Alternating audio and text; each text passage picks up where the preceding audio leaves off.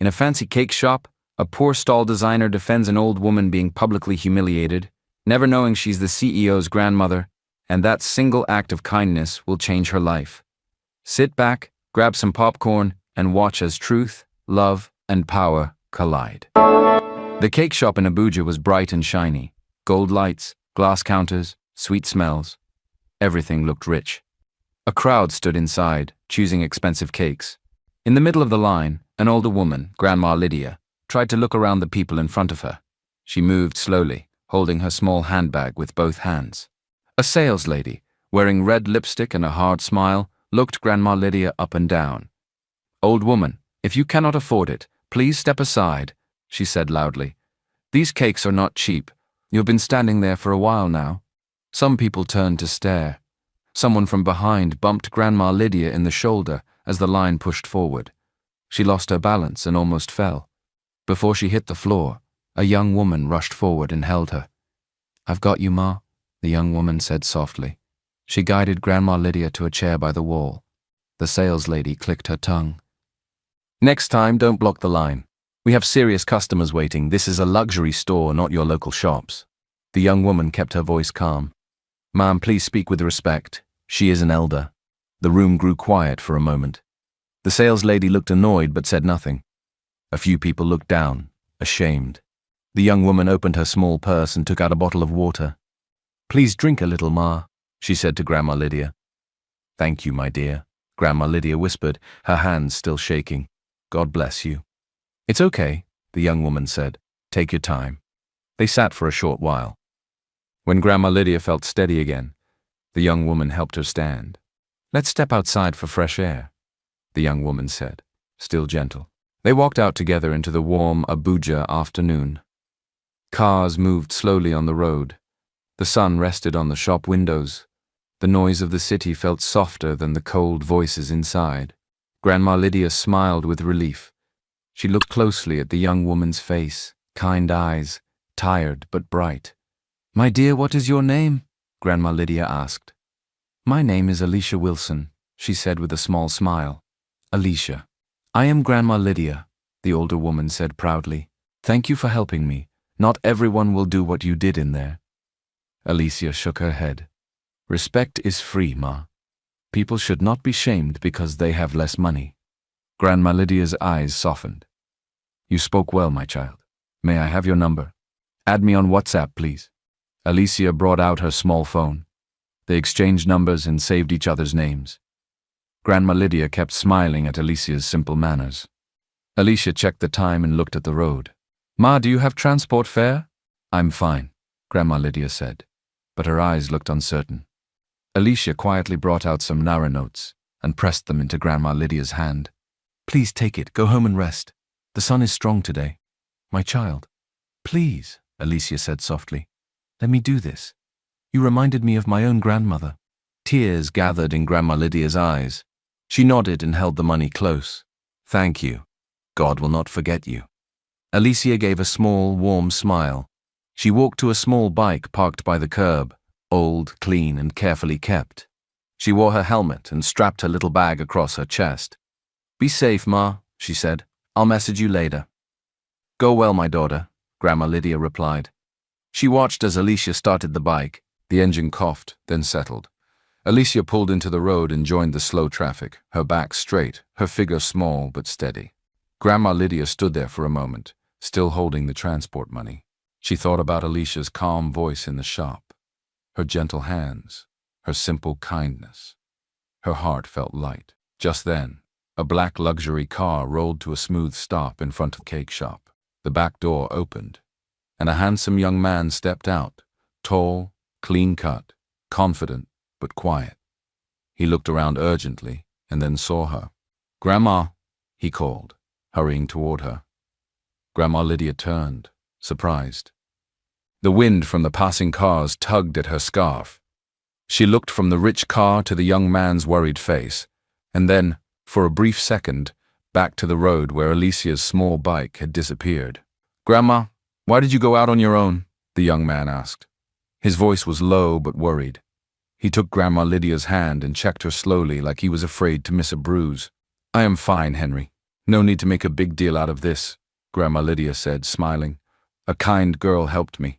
The young man looked from her scarf to her shoes, and then to the road where the small bike had disappeared. He let out a breath. You are my grandma, the only family I have left. I don't want you wandering on your own. At least take a bodyguard with you, he said gently. Henry was in his late 20s, tall and neat. His shirt sat perfectly on his shoulders. He had just come back from the States, and people whispered that he would soon take full control of Lux Group, his family's empire, a leading high-end fashion design company. Henry, Grandma Lydia said, patting his arm, I have found you a wife. Henry blinked. Grandma, not this joke again, please. He shook his head and tried not to smile. I only just got back. I have not fully taken over the company. I am not thinking of marriage or a wife now. I am serious, Grandma Lydia said. The girl is kind-hearted. She will make a good wife. Henry laughed softly, the worry in his face easing. Okay, if it makes you happy, I will listen. He walked her to the car and opened the door. As the car pulled away, Grandma Lydia looked out of the window, her mind already planning. Meanwhile, across town, Alicia Wilson rode her small bike carefully through traffic. The wind touched her cheeks. Her eyes stayed on the road, but her thoughts were on the old woman with the soft smile. Alicia was an orphan. She had no one to run to when life felt heavy. She had learned to stand straight on her own 2 feet. She sold the clothes she designed from a street stall, simple gowns with neat lines, clean shirts that fit well, skirts that moved easily. She ironed each piece herself. She kept her stall tidy. She greeted everyone with respect. When customers said they could not pay all at once, Alicia allowed part payment and wrote it down in a small book. When a young girl came with torn clothes, Alicia fixed the hem and refused to take money. Save it for food, she said. At night, she counted her coins and saved every penny she could. Her dream was small but clear. A safe room, steady customers, and peace. That evening, as Alicia parked her bike near her small compound, her phone buzzed. It was a voice note from Grandma Lydia. My dear Alicia, thank you again for today. I would like us to meet again. I want to introduce you to someone. He is a good person. Can we see tomorrow? Alicia smiled and pressed the phone to her chest for a second. She sat on the bike seat and looked at the quiet street. It had been a long day, but her heart felt light. She recorded a reply. Good evening, Ma. I am happy to hear from you. Yes, I can come. Please send me the time and place. Thank you, Ma. In a mansion on the other side of town, Grandma Lydia listened to Alicia's gentle voice and nodded to herself. She sent another message with a time and a simple cafe location. Then she leaned back in the seat, satisfied. Alicia went inside, cooked a small meal and set her clothes for the next day. Before sleeping, she checked the hems in her work bag once more and made sure her measuring tape was neatly rolled. She whispered a short prayer for strength. The next morning, the city woke to fresh news. People in markets, salons, and office lobbies were talking. Lux Group is planning a big program. They are opening doors to new designers. There may be a chance to present work. The words moved from mouth to mouth like the wind. When Alicia woke that morning, the sun was already touching the rooftops. Her phone was full of messages. Lux Group might be opening a big program for new designers. People were talking about presentations and chances. She sat up slowly and closed her eyes for a moment. Please, let it be true, she prayed quietly. Please, God, even once. Alicia had been the top student in her class. She had graduated with honors in fashion design. Her teachers said she would go far, but then her mother fell sick and her father died soon after. Everything changed. She left her dreams on paper and opened a small stall to survive. She told herself it was for now, just until a good job came. She worked, saved, and waited. Her phone buzzed again. A text from Grandma Lydia. Good morning, my dear. Can you meet me at the small cafe near Unity Fountain by 10 a.m.? I want to introduce you to someone. Alicia's heart warmed. Yes, Ma, she replied. I will be there.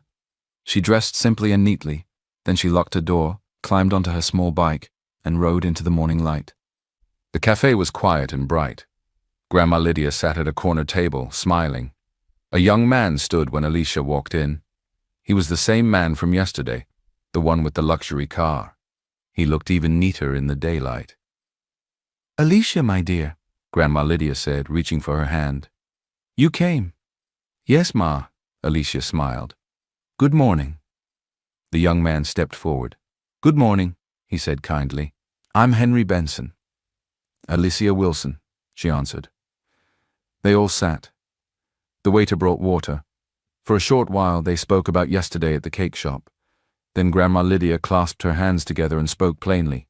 "Alicia," she said, "I want you to marry Henry. I will give you all my fortune." Alicia blinked, then laughed a little, surprised. "Ma, please," she said softly. "You are joking, right?" Henry rubbed the back of his neck and smiled at his grandmother.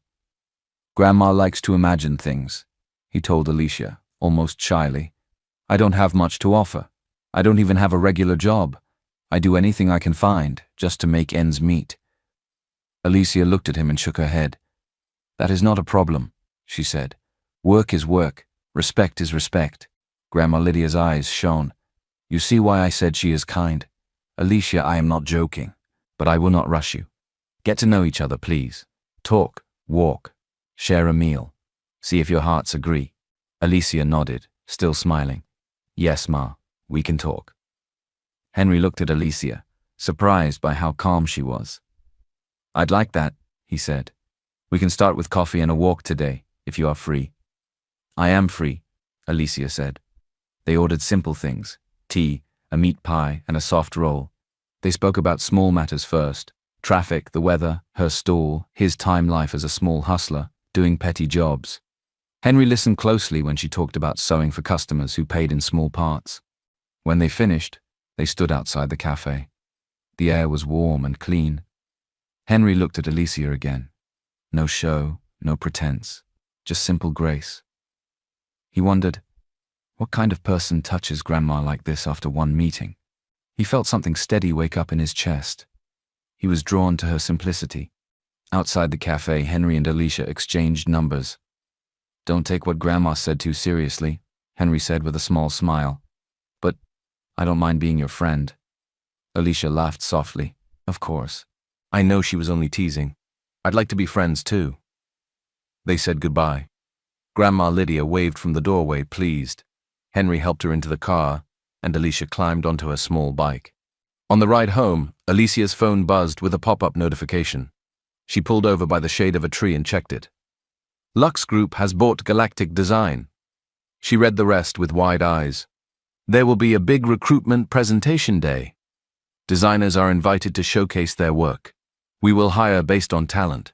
Alicia's chest felt warm. She closed her eyes and whispered, "Thank you."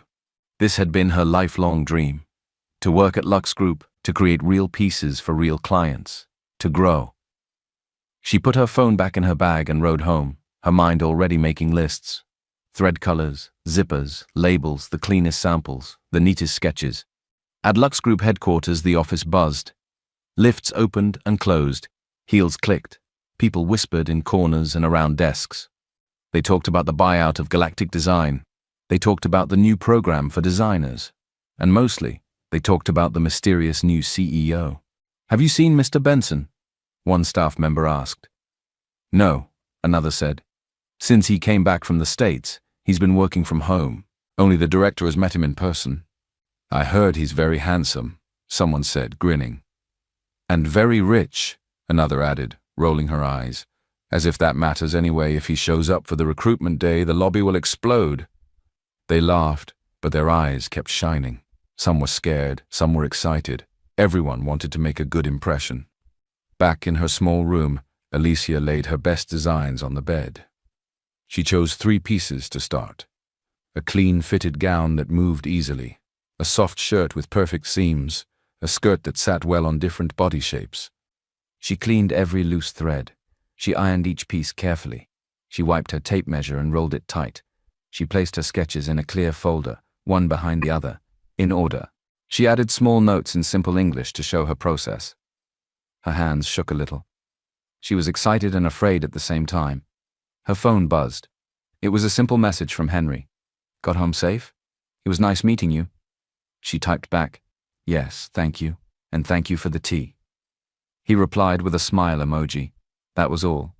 It made her smile too. She packed her bag, designs, pins, a small sewing kit, extra thread, a tiny lint roller, and her portfolio. She set out a neat, simple dress for herself. She placed her sandals by the door. She checked her alarm twice. Before bed, she looked at the ceiling and spoke softly as if her parents could hear. "I will try my best tomorrow." Outside, the city hummed. Inside, Alicia's little room felt calm and ready. Alicia arrived very early. The sun was still low. The security man at the door checked her name and waved her in. Inside Lux Group headquarters, the lobby was crowded with designers carrying folders, garment bags, and sketchbooks. Heels clicked. Voices mixed with the soft music from the ceiling speakers. Alicia found a corner seat and held her neat tote close. She breathed in and out, steady. A woman in a bright dress and loud perfume walked past, then stopped. She looked at Alicia and smiled in a sharp way. "Alicia Wilson?" she asked. "From our class?" Alicia looked up. "Megan," she said, remembering. "Good morning." Megan's smile grew wider. "You came to Lux Group? With your stall work?" She laughed lightly. "This place is for real designers." Alicia kept her voice calm. "I came to try, like everyone else." Megan rolled her eyes and walked off, swaying her hips. On the other side of the lobby, a man with a shiny watch talked very loudly about his foreign trips.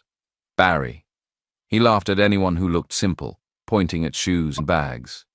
"Look at that one," Barry said to his friend, nodding at a nervous young man. "He came with a nylon bag. This is not the market." People laughed with him, trying to look bold. Then the elevator doors opened, and a group of staff stepped out quickly, almost like a little parade. In the middle was Diana Brown, daughter of a top director. Her hair was perfect, her outfit even more perfect. Staff greeted her like a star. Someone rushed to hold her file. Someone else brought water. Alicia watched all this quietly. The lobby began to feel too small. She stood up and walked outside to get air. A luxury car rolled to a stop near the side entrance. The back door opened. Henry stepped out, followed by a well-dressed man with a tablet, Mr. James, his assistant. They spoke softly. Alicia smiled without thinking. She walked closer. "Good morning, Henry," she said, looking at his neatly tailored suit. Henry turned and his face warmed. "Alicia, good morning." The man with the tablet, Mr. James, looked between them, confused. Before he could speak, Henry slipped into a role like changing a shirt. He pointed to the James. "This is Mr. Benson, the CEO of Lux Group," he said smoothly. "I was hired yesterday as a driver. I'm just helping him settle in." Alicia's eyes widened. She looked at Mr. Benson and bowed her head slightly. "Good morning, sir." Mr. Benson's eyes flicked to Henry for a second. Then he nodded kindly, playing along. Alicia turned back to Henry. "I'm so happy for you," she said, meaning it. "At least now you can take care of Grandma Lydia with ease." Henry smiled, a little guilty and a little moved. "It's temporary," he said softly. "Just something to hold me for now." "It's okay," Alicia said. "Work is work. You'll grow. You are smart and humble. Keep going." Henry's eyes rested on her. "Thank you," he said. "What about you? Why are you here?" "I came to apply as a designer," Alicia said. "They said they will hire based on talent." Henry nodded. "You should go for it." He paused. "Have you submitted your name for a slot?" "Yes," Alicia said. "They told me to wait." "Good," Henry said. "Guess we will be seeing more of each other then." Alicia smiled and wished him a good day. She went back inside, found her seat again, and held her tote tighter. Henry and Mr. James walked to a side door. A guard opened it at once. They entered a quiet corridor. Henry tapped a code. A private elevator opened. Inside, the city noise faded. Upstairs, Henry stepped into the CEO's office. He removed his sunglasses and his smile. He picked up a phone and spoke in a calm voice. "HR," he said. "Make sure Alicia Wilson gets a fair slot. No pushing her back. No lost file. No games." He paused. "Yes," quietly. He ended the call and stood by the window, looking down at the moving dots of people in the lobby. His hand was still warm from where Alicia had shaken it. Back in the lobby, the pressure grew around Alicia. Megan passed again with two friends, laughing. Barry showed off a fabric sample and said it cost more than some people's rooms. Diana Brown walked by with her team, and people moved out of the way like water. Alicia sat straighter. She touched the edge of her folder and whispered, "Just do your best." The lobby felt tighter as the morning moved on. More designers arrived, names were called, files were checked. People tried to look calm.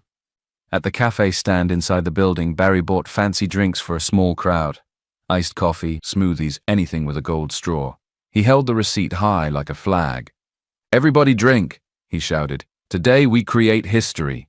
Then he looked over at Alicia and smirked. "Not for stall girls, though." Some people laughed too loudly. Barry wasn't done. He waved at the security desk. "And where is that driver boyfriend I saw outside with you?" he called to Alicia. "Is he coming to polish shoes here too?" Alicia's cheeks warmed, but she kept her voice steady. "Please don't talk like that." Megan joined in with a sweet, sharp smile. "Alicia, your work is cheap," she said. "You don't belong in Lux Group." Alicia folded her hands around her tote. "Honest work is not shameful," she said quietly. For a moment, the noise seemed to slow around her. A few people looked away, unsure how to laugh at that. Barry rolled his eyes and passed out more drinks. A bell sounded. A staff member raised a clipboard. "Next set," she called. "Please move to Presentation Hall B." The line formed. Alicia stood tall and joined it. Her heart beat hard, but her steps stayed even. Inside the hall, long tables were ready. Soft spotlights shone over clean surfaces. A panel of judges sat at the front, pens and tablets ready. Assistants moved gently between tables with water and tape. "Please display your best work," a woman said over the small microphone. "Keep your area tidy. We are looking for skill, fit, and clarity of process." Designers began to open garment bags and lay out their samples. Flowing gowns, sharp jackets, glittering skirts. Some people whispered. Some took short videos.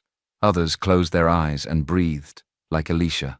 When it was her turn, Alicia placed her things carefully. The fitted gown first, clean lines, gentle movement. The soft shirt with perfect seams. The skirt looked good on different shapes. She opened her sketch folder and placed it above the gown. Her small notes were clear and neat.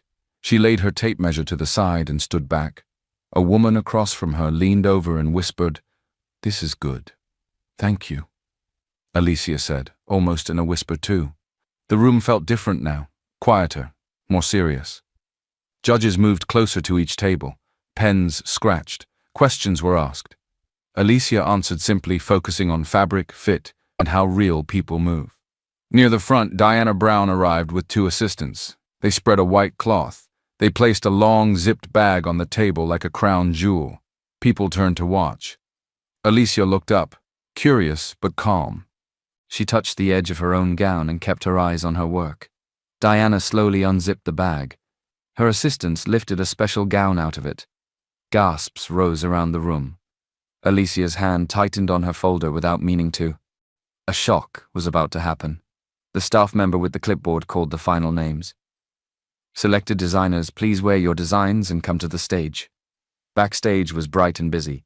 People changed quickly. Zippers moved. Pins clicked. A helper held a mirror for Alicia. She put on her fitted gown, the one she had made with careful hands and quiet nights. She smoothed the fabric and breathed in. On the other side, Diana Brown stepped into her own gown. Her assistants whispered and fussed around her like birds. "Stage, please," a voice called. Alicia walked out under the lights. The hall grew hushed. Then Diana entered, taking slow, grand steps. Gasps rose from the crowd. Diana's gown looked exactly like Alicia's design. The same lines, the same cut, even the little shaping at the waist that Alicia had worked so hard to perfect. For a heartbeat, Alicia could not feel her feet. From the audience, Megan's voice cut the silence. "Ha! I said it!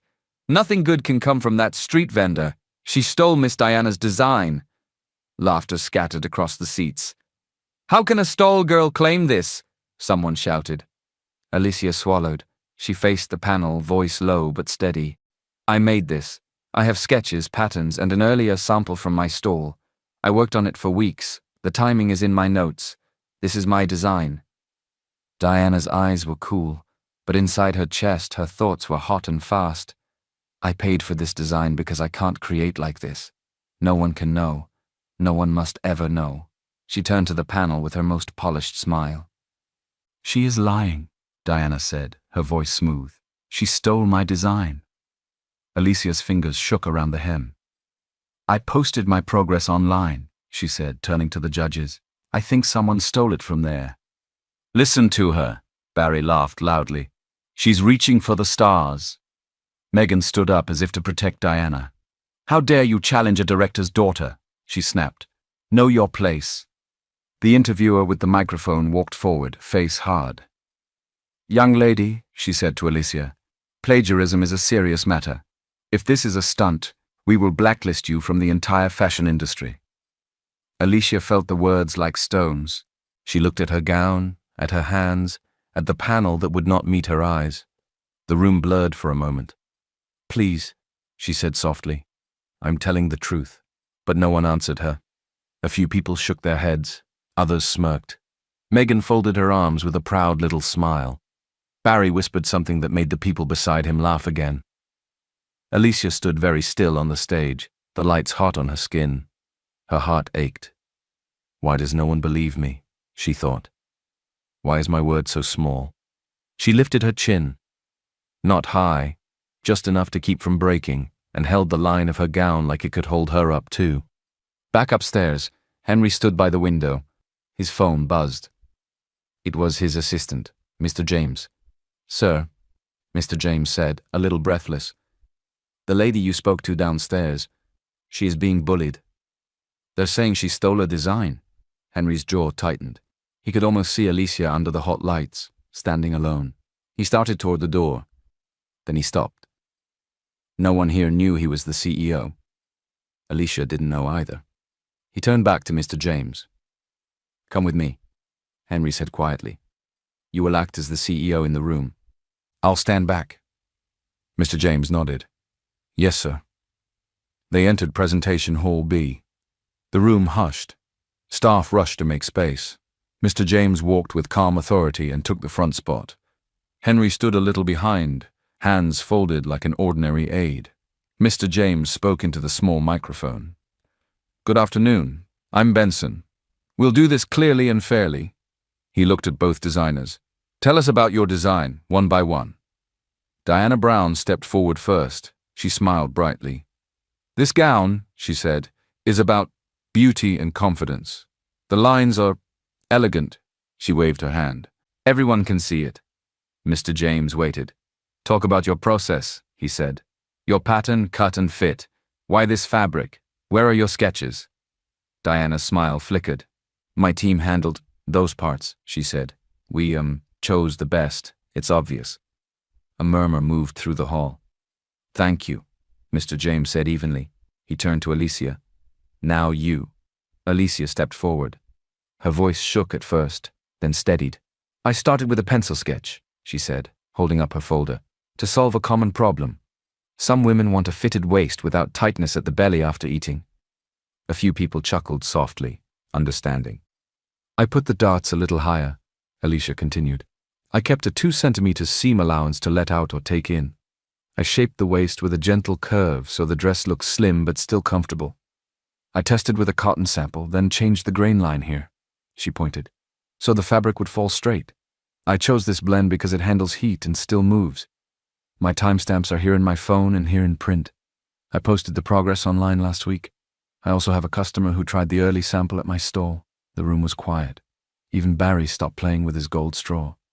Mr. James looked at the papers Alicia offered. He nodded to a staff member. "IT, check the post timestamps from her account," he said. "HR, find the witness who tried the early sample. Get her on a call now. Stage team, take clear photos of both gowns, seams, darts, hem, zipper placement." People moved quickly. Phones rang. A small camera flashed at the seams of both dresses. Mr. James spoke again, gentle but firm. "Diana, do you have sketches or pattern notes to show your process?" Diana's eyes slid to her assistants. They looked at the floor. "I'll wait," Mr. James said. No papers came. A staff member hurried back with a tablet. "Sir," she said, "we pulled Alicia's post. It's time-stamped before Miss Brown's submission. The draft photos match her folder." Another staffer arrived, out of breath. "Sir," We have a customer on the phone who says she tried Alicia's sample at the stall 2 weeks ago. She described the same waist curve. Mr. James nodded slowly. He looked at both dresses side by side. He looked at Alicia's clean notes. He looked at Diana's empty table. The evidence began to settle like heavy rain. Steady, clear, impossible to ignore. Henry watched quietly from the side, his face unreadable, but his hands relaxed at last. Mr. James lifted his head, his voice carried. "Thank you," he said. "We have heard enough for now. We will make a public decision." The hall was silent. Mr. James, still posing as Mr. Benson, turned slightly to Henry and asked in a low voice, "What should be done?" Henry spoke quietly, eyes steady. "Bar Diana from today's interview," he said. "Let this be a warning." Mr. James faced the room. "Our decision," he said clearly, "is this. Miss Diana Brown is barred from today's process for failure to show her own work and process. This is a formal warning. We are not blacklisting her from the industry, for now." Gasps and whispers moved through the crowd. Diana's face hardened. She turned on Henry. "Who are you to speak?" she snapped. "A helper? Next time, keep your mouth shut." Henry's expression did not change. He simply stepped back, calm and silent. Mr. James closed the tablet. "Thank you, everyone," he said. "We'll follow up with the next steps." After the stage cleared, Alicia found Henry near the side corridor. "Why are you here with Mr. Benson?" she asked softly. "I thought you were just helping him settle in." Henry kept his voice easy. "He also asked me to be his bodyguard for a short time," he said. "His main bodyguard's wife just gave birth, so he needed someone to stand in for a week." Alicia nodded, relieved. "That's good," she said. "You're fit. It will increase your pay." Henry smiled. "I hope so." Just then, Mr. James walked up, still in the role of the CEO. He looked at Alicia with a gentle nod. "Alicia Wilson," he said, "we are offering you a designer position at Lux Group. Your process is clear. Your work is strong. Also, for what happened today, the company will host a small dinner to celebrate. You may choose any restaurant you like as compensation for the embarrassment." Alicia's hands flew to her mouth. Tears shone in her eyes. "Thank you, sir," she whispered. She thought for a moment, then said, "I choose the cake shop. Diamond Delight. That was where I first met Grandma Lydia. I want to take her there to eat her favorite cake. That day, she couldn't afford it." Mr. James nodded. "Done. Tomorrow evening." Henry's eyes softened. "She will be very happy." This woman had a chance to choose something big for herself, but she had thought about his old grandma first. She must be a very interesting person, he thought to himself. The next evening, the cake shop glowed with warm lights. A few Lux Group staff had come early. Megan sat with 2 colleagues, whispering and watching the door. Alicia entered with Grandma Lydia, holding her arm with care. "Welcome," a waiter said, leading them to a table. Alicia smiled and pulled out the chair for Grandma Lydia. Megan stood up and walked over slowly, eyes cold. "So," she said, looking Alicia up and down, "this is the great designer now." Her friends snickered. Alicia kept her voice calm. "Good evening." Grandma Lydia lifted her chin. "Young woman, mind your words," she said. Megan's smile sharpened. "Are you kidding me?" she said softly. She reached for a glass from her friend's table. Before anyone could stop her, Megan tipped the drink and poured it over Grandma Lydia's head. "Next time, know your place and stay quiet when I am talking." Liquid ran down the older woman's scarf and face. The whole shop gasped. "Enough." The word came from the door. Henry had just arrived, with Mr. James beside him. Henry's eyes were dark. He crossed the floor in long, fast steps, a handkerchief already in his hand. He reached Grandma Lydia and gently began to dry her face. The shop was silent. Megan froze where she stood, the empty glass shaking in her hand. "How dare you?" Henry's voice cut through the shop. "You will pay for humiliating my grandmother." Megan laughed, lifting her chin. "Mr. Benson hasn't even spoken," she sneered. "And a poor driver like you dares to shout at me?" Mr. James, still acting as Mr. Benson, stepped forward. His face was calm and hard. "Megan," he said, "you are hereby fired from Lux Group, effective immediately, and for assaulting a guest, an elder, you are blacklisted from all Lux Group events and partner companies." Megan's mouth fell open. "You can't—" "Security," Mr. James didn't raise his voice. Two guards appeared at once. Megan tried to pull back, but they guided her toward the door. Her friends slipped away to their seats, suddenly quiet. The whole shop watched as the door shut behind her. Henry turned back to Grandma Lydia, wiping her scarf and forehead gently. "I'm sorry, Grandma," he said. "I'm so sorry." "It's all right," she whispered, squeezing his hand. "I'm fine." Alicia stood close, worry in her eyes. She looked at Mr. James. "Thank you for protecting her, sir," she said softly. "You are very kind to care about your employees' families." Mr. James gave a small nod. "We value respect," he said. "Always." The staff brought fresh napkins and water. The shop manager apologized and sent over a whole cake on the house. Grandma Lydia smiled at Alicia, and they shared the first slice. Henry watched them, his anger cooling, his heart settling. After that evening, Grandma Lydia began to invite Alicia more often for chats and food. Sometimes jollof rice, sometimes pepper soup, sometimes just tea and laughter. She would pat the chair beside her and say, "Come, my dear, come and eat." When Henry came to pick Grandma up one afternoon, Grandma Lydia looked at him with mischief in her eyes. She nodded at Alicia and said, "Don't let a good girl wait." Henry smiled, shy for once. "Yes, Grandma." Days turned into weeks. Alicia and Henry grew closer through small, kind moments. He sent her a voice note when the rain fell, asking if she had reached home safely. She pressed a neat hem on his shirt when a thread came loose. He bought her a set of good needles and thread when he passed a market. On Sunday evening, she prayed softly for the new week. He listened, eyes closed. Alicia still believed Henry was a temporary driver bodyguard helping the CEO. She had no reason to think otherwise. Henry did not correct her. He wanted to know her heart without titles. And so, hand by small hand, step by quiet step, they kept walking, together. Meanwhile, back at Lux Group, the whispers grew again. "Have you heard?" one staff member asked at the printer. "Samantha Johnson is engaged to Mr. Benson." "Which Benson?" another asked. "Mr. Benson, the CEO," someone said, lowering her voice. "They say Samantha is his childhood friend. She came back from the United States not too long ago. Very rich family. Invitations are going out for her birthday banquet." People leaned in, excited. None of them had seen the CEO in person, but the rumor walked through the office like it owned the building. Henry heard the rumor and felt heat rise in his chest. He shut his office door and stood by the window. He thought of Alicia, her clear eyes, her quiet words. She still didn't know who he really was. He planned to tell her soon. He didn't want her to feel lied to. A gentle knock. "Come in," he said. Grandma Lydia stepped inside with a soft smile. She had been brought in through the private elevator by Mr. James. "My boy," she said, "people will talk. Let them. What matters is what you choose." Henry looked at her hand on his sleeve. She squeezed lightly. "Marry," she said. "If your heart is there, don't delay." He thought of the noise around Samantha and the pull he felt toward Alicia. He didn't want the rumors to carry their story away. He nodded once.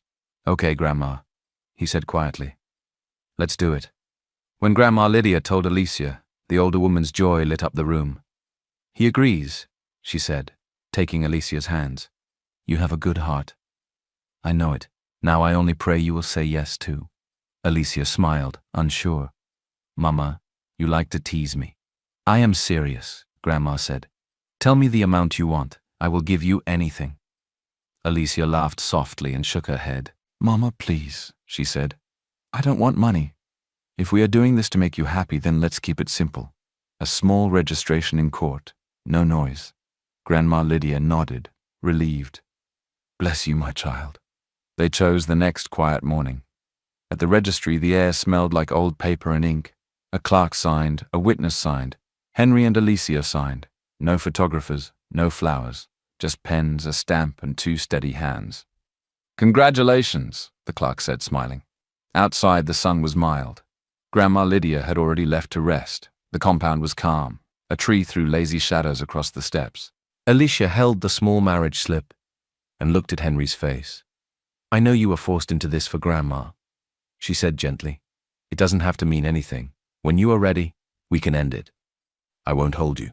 Henry's throat tightened. "No," he said softly. I wasn't forced. Alicia studied him, searching. I don't want money, she said. I want the truth. Always. Henry nodded. The truth, he said. You have it.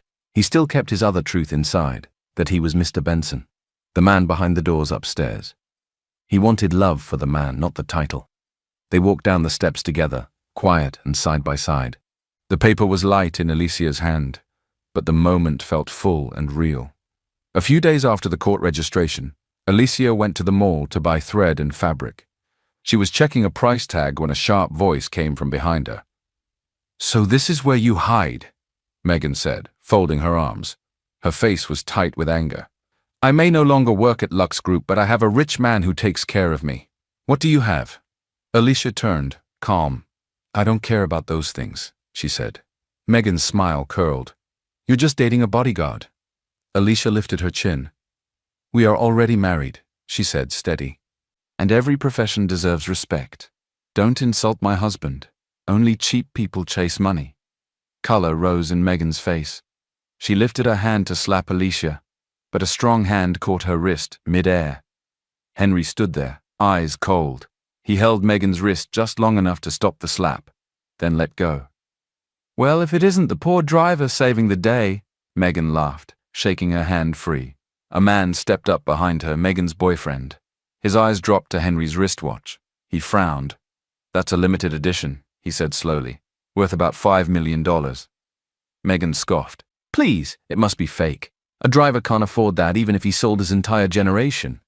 Her boyfriend hesitated, then gave a weak laugh and nodded. Yes, fake." Henry said nothing.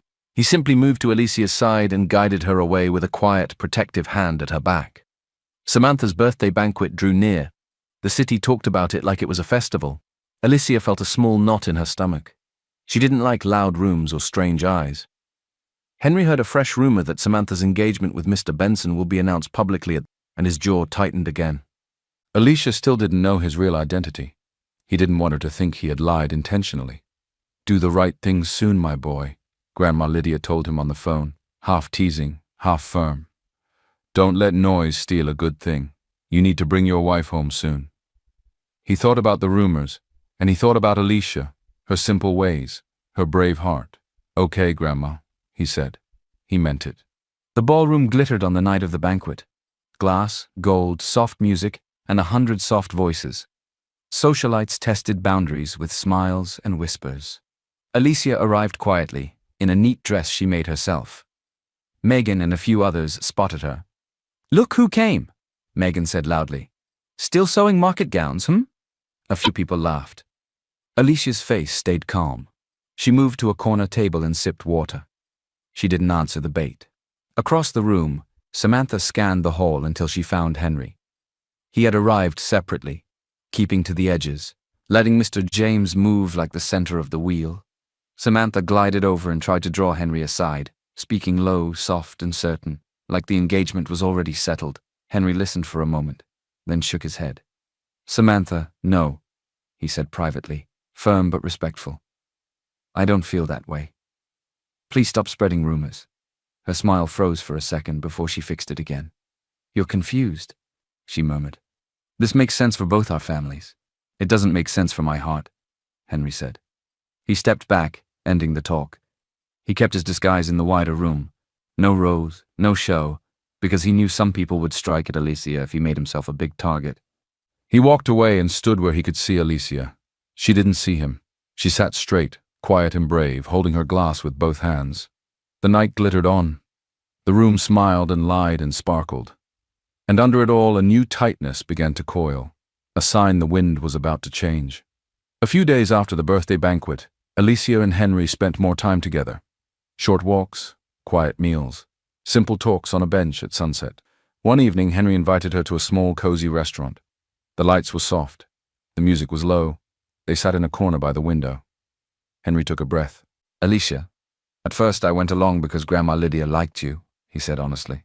"But now it's not about Grandma anymore. I have fallen in love with you." Alicia looked down, then up into his eyes. "I want us to give our marriage a real chance," he went on. "I'm not asking you to move in right away. We can go at your pace, slowly, kindly, truthfully." Alicia's eyes softened. I have feelings for you too, she said. You stood up for me when others bullied me. You were gentle with Grandma. You never rushed me. Henry smiled, relief showing on his face. He reached for her hand. She let him take it. For a long moment they just breathed together. Then they leaned in and shared a quiet kiss, simple, warm, certain. After that night they began to date like ordinary people. Small markets, roasted corn by the roadside, shared umbrellas in sudden rain. They learned each other's habits and quiet fears, and the days felt lighter. Then the messages began. At first it was one strange text in the evening. You don't belong there. Then another the next day. Stay away from Lux Group if you want peace. So there were more setups too. A rider accidentally brushed Alicia with his bike. Each time she walked away. But the messages kept coming. One afternoon Alicia sat staring at her phone, her face tight and tired. Henry noticed. What is it? He asked. She handed him the phone. He read the threats, his jaw hardening. I will get to the bottom of this, he said. That night, Henry called Mr. James and the security team. Pull the phone records, he said. Trace every number. Check who is calling whom around Samantha's circle and around those who harassed Alicia before. I want a name. I think Samantha might be behind this, but I need evidence. They worked quickly. Still, Henry knew some people were careful. So he set a trap. He spoke on a line he knew would be overheard by the wrong ears. He kept his voice steady, clear, and a little cold. I will marry you. But Alicia must be safe. Alicia passed by Henry's door at work and heard only that line through the half-open door. Her heart dropped. I will marry you. To who? Another woman. What does that even mean? Was I only a game? A shield? That evening she met him with pain in her eyes. What did you mean? She asked, voice low. Who will you marry? Was I only here to calm your grandmother and be your plaything? Alicia. Henry reached for her hand. Please, it's not what you think. I set a bait to catch the people hurting you. I need proof before I speak openly. I can't accuse without evidence. She pulled her hand back. I asked for truth, she whispered. I don't want to be protected with lies. It isn't a lie, he said helplessly. Give me a little time. Please, you won't understand. I think the people after you are powerful people, and it is because of me. Alicia looked at him for a long, breaking second. Then she stepped back. Why will powerful people want to get to you? Aren't you just a regular hustler? He said nothing. Then she added, I need space, she said quietly. She turned and walked away, her shoulders straight, her eyes bright with tears she would not let fall. Henry stood there, hurting but sure of one thing. He would finish what he started. He would bring the truth into the light. After the painful talk with Alicia, Henry knew he had to act fast. He did not want to lose her. He called Mr. James, IT, security and legal, into a late-night meeting. Finish it, he said. No delays. They gathered call logs, messages, and witness notes. The strange numbers that sent threats were linked to 2 hired hands and a freelance fixer tied to Samantha's circle. The rider who bumped Alicia was paid. Screenshots, bank alerts, and timestamps lined up like stones in a straight road. By morning, legal documents and company sanctions were ready. Henry stood by the window and pressed his palm to the glass. It all comes out now, he whispered. Everything. That afternoon, a general meeting was called at Lux Group. The auditorium is filled. Staff whispered, unsure. Mr. James walked onto the stage first as usual, then he stepped aside. Henry walked out alone. For a second, the room did not breathe. He took the mic. His voice was calm. My name is Henry Benson, he said. I am the CEO of Lux Group. A wave of shock moved through the hall. People looked from him to Mr. James and back again. A few hands rose to mouths. Someone dropped a pen. Henry went on. In the last weeks, a designer in our care was harassed and threatened. We have traced the source of the messages and the paid setups. We have proof. Today we shut down that network. He nodded to security. On the side screen, names and roles appeared. No private numbers, only what the law allowed. 2 vendors and the fixer were banned from Lux Group properties. Internal staff who helped them were suspended pending final discipline. This company is built on respect and merit, Henry said. No one will be allowed to bully, steal, or harm people here. Not for money, not for status, not for anyone. A soft, stunned silence followed. Then Mr. James stepped forward with folders for legal. "Where needed," he said, "we are forwarding the case to the authorities." Henry faced the room again. "There is one more matter," he said. "The rumor that I am engaged to Samantha Johnson is false. There is no engagement. There never was." A louder stir. Heads turned. Messages flew under tables. The air itself seemed to shift. Henry finished simply. "From today, let there be clarity, and let there be peace to do our work with pride." He set down the mic. People stood without meaning to.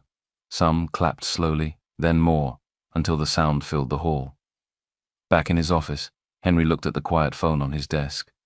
He had done what was right for the company. He had also done what he hoped would bring Alicia back. He typed a short message, then deleted it. He did not want to push. He would give her a little time. Far across the city, the rumor about Samantha began to collapse on its own. Event chats changed tone. The same mouths that had whispered engagement now whispered lie. By the next day, the wind in the city had changed. Samantha lost any claim she thought she had. There was no engagement. People stopped repeating the lie. Messages that once said congratulations now went quiet. The loud ones looked small. Megan avoided eye contact. Diana kept her head down. Barry spoke less. Across Lux Group, something steadier took root. Merit and dignity first. People focused on their work. The building felt lighter. That evening, Henry sent Alicia a short message. "Can we talk? I will come to you and pick you up, please." Alicia waited, thinking. Then she wrote, "Okay." He arrived without noise and opened the door for her. They drove past the traffic and trees until the road opened to a quiet street. The big mansion gate slid back. They entered a calm foyer. The house was wide and warm, not loud with gold. Home, not a showroom. Henry led her to a luxurious sitting room with soft lamps. He did not sit until she sat. "I owe you everything," he said. "Every answer. No more hiding." Alicia folded her hands. She said nothing. She waited. Henry took a breath. "The day the messages started, I asked Mr. James and the team to pull phone records and trace numbers. We found hired people and a fixer, but I needed them to expose themselves." He looked into her eyes. "So I used a bait line. I spoke where I knew it would be overheard. I said, 'I will marry you, but Alicia must be safe.' I wanted the people behind the tea. I wanted the people behind the threats to think they could negotiate and reach out again, so we could catch them and gather proof." Alicia's eyes softened a little, but she kept listening. "I never meant I would marry someone else," he said, firmer now. "I meant this. I will protect you, and I will use every tool to stop them. After that, I would stand beside you in the open. That was always the plan." He showed her the timeline, step by step.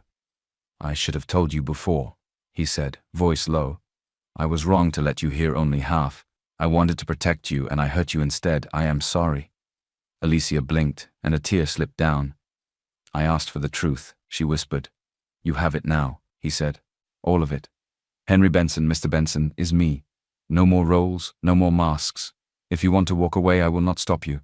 But if you still want to try, I will move at your pace. I will not rush you. I will not hide." For a long breath, the room was quiet. Then Alicia stood. She crossed the small space between them and put her hand on his chest, where his voice had been shaking. "I forgive you," she said. "Not because you are Mr. Benson, the CEO, but because you came with the truth. I saw how you fought for respect. For me, for Grandma, even for the staff. I believe you." He let out a breath he didn't know he was holding. He drew her into a hug, gentle, steady, careful not to break the moment. When she didn't pull back, he tipped her chin up, searching her eyes. She nodded once. They shared a kiss, soft, honest, full of the words they hadn't found yet. The door clicked. "Ah!" Grandma Lydia stood there, her hands over her mouth, eyes bright with tears. Then she laughed and cried at the same time. "I told you," she said between happy sobs. "I chose her the very first day." Alicia hid her face in Henry's shoulder, smiling. Henry shook his head and laughed too, wiping his own eyes. The room felt like sunlight. Trust returned to Alicia's heart, not from diamonds or big rooms, but from the full picture finally laid out, clean and simple. That night, Henry walked Alicia back to the car. He didn't touch her hand until she offered it. At the gate, they paused under the quiet sky.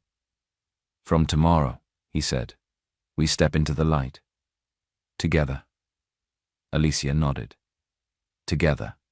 The next morning, the press conference hall at Lux Group was full. Cameras blinked, reporters whispered, staff lined the walls, waiting. Henry Benson stepped to the podium. He didn't read from a script. He looked calm and sure. "Good morning," he said. "I have two things to say. First, this company will always stand for merit and dignity. From today forward, let there be no confusion. Plagiarism is punished, harassment is banned, and integrity is rewarded. We've made mistakes in the past. We will do better together." He paused, then smiled. Genuine, warm. "Second, this is personal." He turned slightly and held out his hand. Alicia Wilson walked up beside him, simple and graceful in a dress she made herself. "This is my wife," Henry said. "We registered quietly. If she wants it, we will host a public wedding soon. We will do it her way." For a breath, the room was silent. Then light applause grew, steady and real. Alicia nodded once, shy but firm. Henry squeezed her hand. Across the floor, a designer from Galactic Design raised her voice. "Sir, ma'am, clients have been asking for Alicia's original gowns," she said. "They want her work. We'd like to place a formal honor on her designs in the new line." Alicia's eyes filled. Henry nodded. "Approved," he said. "Let the label say what it is. Alicia Original." Cameras flashed.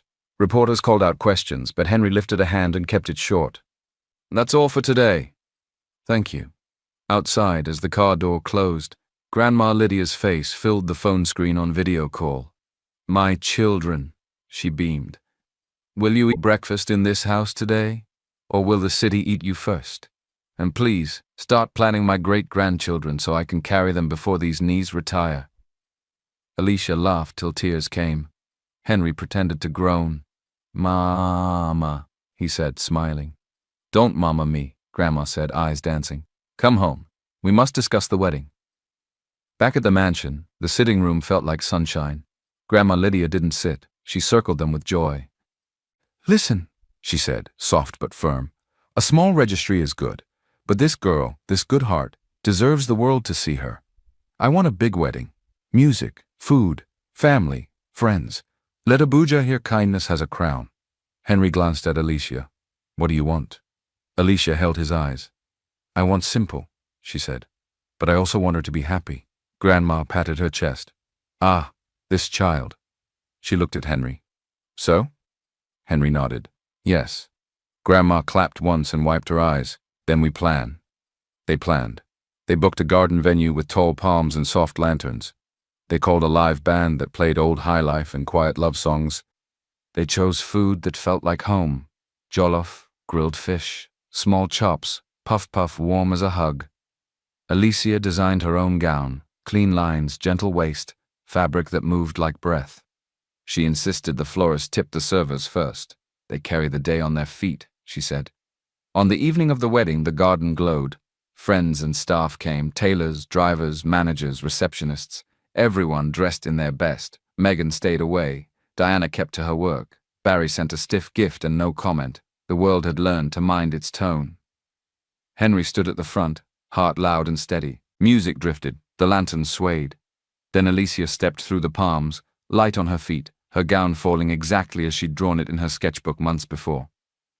When she reached him, they took hands. "I promise truth," Henry said. "I promise kindness," Alicia answered. They shared a kiss as the band rose in a bright, joyful chord. People cheered, some cried. Grandma Lydia pressed a handkerchief to her mouth and laughed through her tears, full and satisfied. Later, under the lanterns, Henry and Alicia danced slowly. She rested her head on his shoulder. He whispered, "Thank you for choosing me. The man, not the title. And thank you," she said, "for choosing me, in the open." Grandma Lydia sat with a plate of puff, smiling at the dance floor like a queen who had set the world in order. "This is it," she murmured. "This is what I saw the first day." Abuja hummed beyond the walls. Inside, the music, the laughter, and the soft night wrapped around them. Alicia Original would hang in the windows by morning. But for now, there was only truth and kindness, and a love that had finally stepped into the light, together.